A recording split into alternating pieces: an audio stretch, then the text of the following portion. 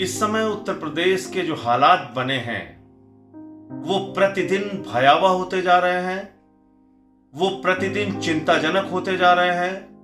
उत्तर प्रदेश के हालात हर दिन बद से बदतर होते जा रहे हैं और ऐसा लग रहा है कि पूरी की पूरी सरकार आराम में है, सो रही है, उसको किसी बात की कोई चिंता नहीं है। और आप देखिए एक केंद्रीय मंत्री की बेबसी, देश के केंद्रीय मंत्री हैं, गाजियाबाद से सांसद हैं जनरल बीके सिंह जी, जो सेना के पूर्व अध्यक्ष रहे हैं। उन्होंने ट्वीट किया है कि उनका भाई बीमार है। जिला अधिकारी महोदय से उन्होंने अनुरोध किया है गाजियाबाद के कि उनको एक बेड उपलब्ध करा दीजिए। यह हालत है उत्तर प्रदेश की। आज लखनऊ हो,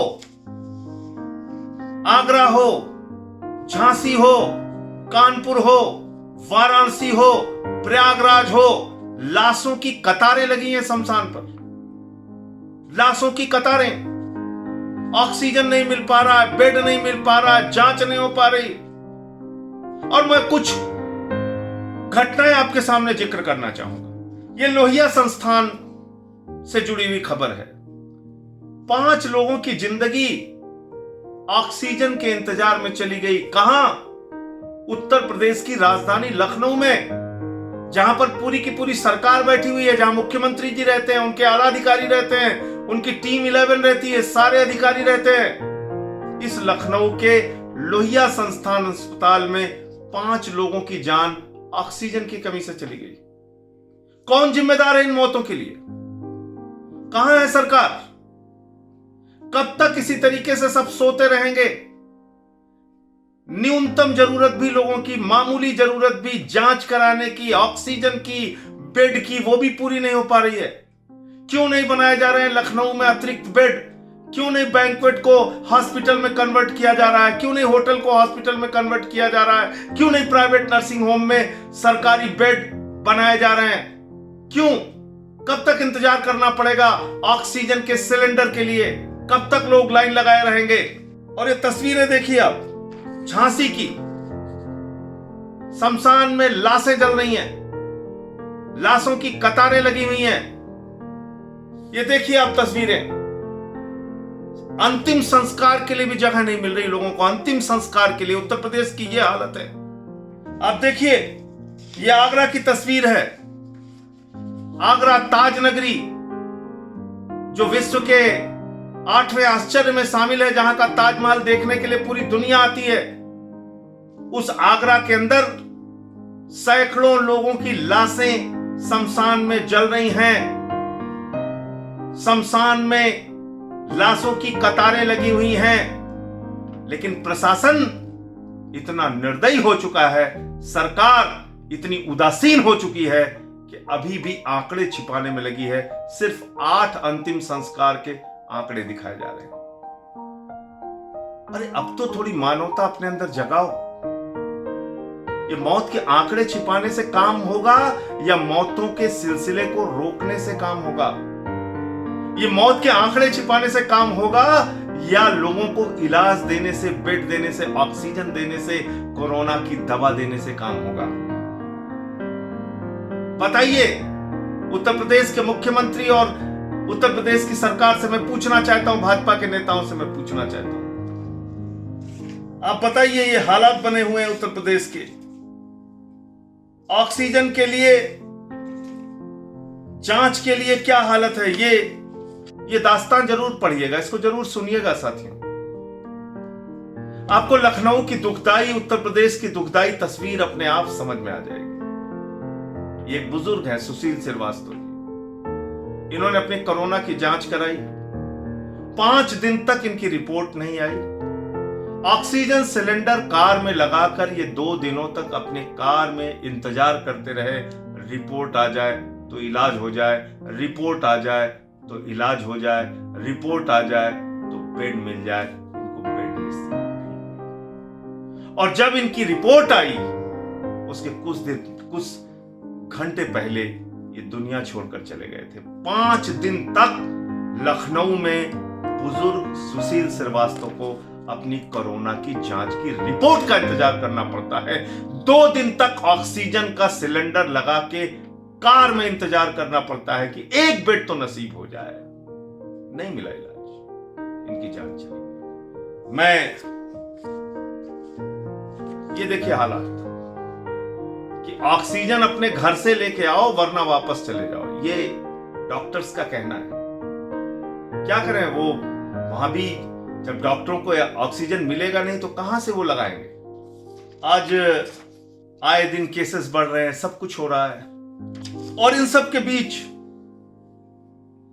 जब हम लोग बार बार कहते रहे, सरकार से गुहार लगाते रहे, निवेदन करते रहे, विनती करते रहे, मुख्यमंत्री जी अब ध्यान दे लीजिए, मुख्यमंत्री जी अब ध्यान ले लीजिए, अब तो कुछ करिए, छोड़िए बंगाल की रैली, चुनाव तो आते जाते रहेंगे। मैं तो कह रहा हूं उत्तर प्रदेश के भी चुनाव छोड़ दीजिए, आप बंद कराइए चुनाव। चुनाव जरूरी नहीं है, जनता की जिंदगी जरूरी है। चिताएं जल रही हैं, उसको देखना जरूरी है, उसको रोकना जरूरी है, उसको इलाज देना जरूरी है। जो लोग कोरोना से मर रहे हैं, छोड़ दीजिए चुनाव, चुनाव आते जाते रहेंगे, कुछ महीने बाद करा लीजिएगा चुनाव। सारा का सारा प्रशासनिक अमला, डीएम, एसपी, एसडीएम, लेखपाल, सारे अधिकारी इस समय कहां लगे हुए हैं? उत्तर प्रदेश के चुनाव की ड्यूटी में। चुनाव जरूरी नहीं है, इस समय लोगों की जिंदगियां बचाना जरूरी है। आदित्यनाथ जी, मैं राज्य निर्वाचन आयोग से भी अनुरोध करूंगा, केंद्र के चुनाव आयोग से भी अनुरोध करूंगा, बंद कराइए ये चुनाव। इस समय लोगों की जिंदगियां जा रही हैं, उनकी सांसें बचाइए, उनकी जिंदगियां बचाइए। चुनाव तो आते जाते रहेंगे, क्या फर्क पड़ जाता है? 8 महीने 10 महीने बाद चुनाव हो जाएंगे। अरे यही जनता तो है जो लाइन में लग के वोट देती है, इसको तो बचा लो। देश के प्रधानमंत्री, गृह मंत्री बेशर्मी के साथ आज रैली कर रहे हैं, बंगाल में घूम रहे हैं, गृह मंत्री का रोड शो चल रहा है। जिस गृह मंत्री को इस समय कोविड कैसे रोका जाए इसके लिए वॉर रूम बना के अपने अधिकारियों के साथ संपर्क करके इस देश की स्थिति संभालनी चाहिए, जिस प्रधानमंत्री को इस समय दिल्ली में होकर सारे राज्यों से, सारे मुख्यमंत्रियों से बातचीत करनी चाहिए, सबसे मीटिंग करनी चाहिए, सबसे बात करके ऑक्सीजन का, दवा का, वैक्सीनेशन का, बेड का इंतजाम कराना चाहिए, वो देश का प्रधानमंत्री इस समय बंगाल के चुनाव प्रचार में व्यस्त है। यह हालत कर दी उत्तर प्रदेश की, यह हालत कर दी इस देश की।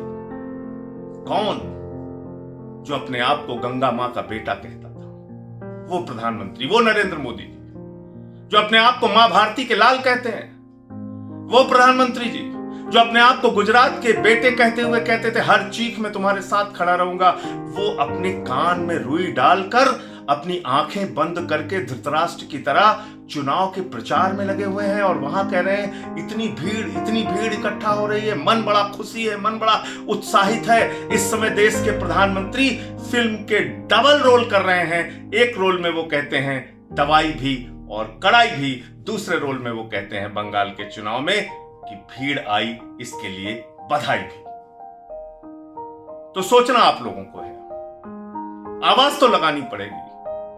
जिन लोगों को वोट दिया है, जिनको टैक्स का पैसा देते हो आप, जिनके खजाने को आप भरते हो अपने नोट से, उनसे सवाल तो करना पड़ेगा कि आखिर हमें एक दवा की गोली क्यों नहीं मिल रही है, एक बेड क्यों नहीं मिल रहा, आखिर हमें 5-5 दिन तक जांच के लिए इंतजार क्यों करना पड़ रहा है। ये पूछना तो पड़ेगा, ये सवाल तो करना पड़ेगा। और अगर आपको लगता है कि ठीक है, लाइनों में खड़े रहने से, आपकी जिंदगियां जाने से कुछ नहीं फर्क पड़ता, तो आप तय कर लीजिए, आप सोच लीजिए। लेकिन जो सरकार आपको व्यवस्था देने के लिए बनी है, जिस सरकार के पास सारा तंत्र है, सारी सुविधाएं देने की जिम्मेदारी है, अगर उनसे आप सवाल नहीं करोगे, अपने लिए सुविधाएं नहीं मांगोगे भाइयों, अपने लिए सुविधाएं और इलाज नहीं मांगेंगे हम और आप, तो ये सरकार तो आपकी जान लेने पर तुली हुई है। ये सरकार तो आपको मरता हुआ छोड़ चुकी है। ये सरकार तो देश को अनाथ छोड़ चुकी है। हमारे प्रधानमंत्री जी ने देश को अनाथ और आइसोलेशन में छोड़ के चुनाव की चिंता में वो व्यस्त हैं, चिता की चिंता छोड़ के चुनाव की चिंता कर रहे हैं। जागिए और जगाइए, इस देश को बचाइए। इंकलाब।